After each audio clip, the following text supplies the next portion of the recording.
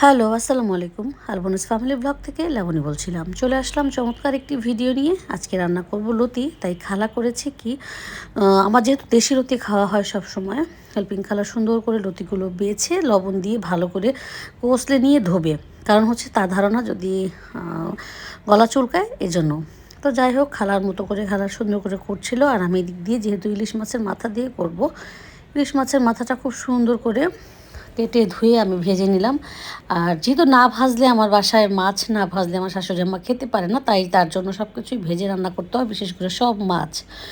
তো আমি মাথাগুলো এবং লেজের অংশটা সুন্দর করে ভেজে নিলাম। এখন মশলা দিব। মশলার বলতে হচ্ছে পেঁয়াজ বাটা আর রসুন বাটা।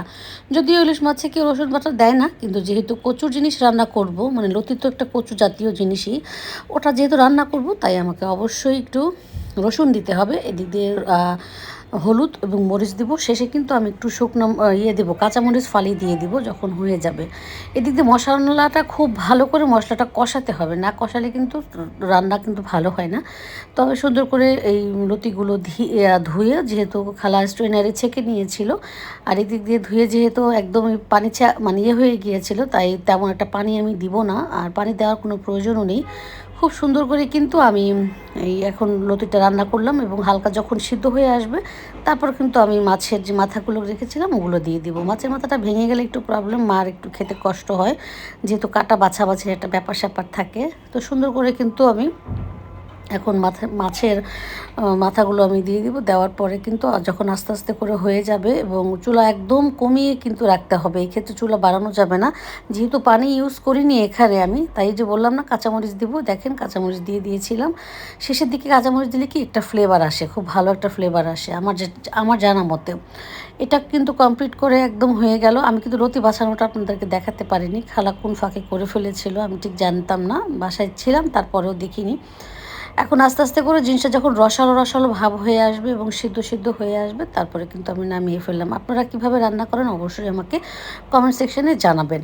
আর এদিক দিয়ে যেহেতু লাল শাক খাবে আমার ছোট ছেলে, বড় ছেলে, ছোটো ছেলেটা একটু কমই খায়, বড় ছেলেটা একটু লাল শাক দিয়ে পছন্দ করে, শাকের মধ্যে সে লাল শাকটাই পছন্দ করে। এদিক দিয়ে আমি সুন্দর মতো বসিয়ে দেবো। বসানোর পরে কিন্তু যখন একদম নরম হয়ে যাবে, তারপর কিন্তু আমি বেশি করে পেঁয়াজ আর হচ্ছে গিয়ে কি বলে রসুন দিয়ে আমি এটা বাগার দিব।